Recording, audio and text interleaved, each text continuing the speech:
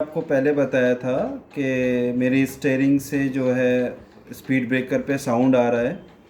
तो मैंने जब मारुति में चेक कराया तो उन्होंने बताया कि स्टीयरिंग टाई एंड जो रॉड है वो आपकी डिफेक्टिव है, उसके अंदर कुछ इशू आया है। तो वो मैंने अब चेंज कराई। आप देख सकते हैं इसके अंदर एंड स्टीयरिंग टाई रॉड से ये पार्ट आता है। और जब भी स्टीयरिंग में से स्पीड ब्रेकर पे या किसी गड्ढे में जाती थी तो एक कट की साउंड आता था, जिसका मुख्य कारण ये आपका स्टीयरिंग एंड टाई रॉड होता है।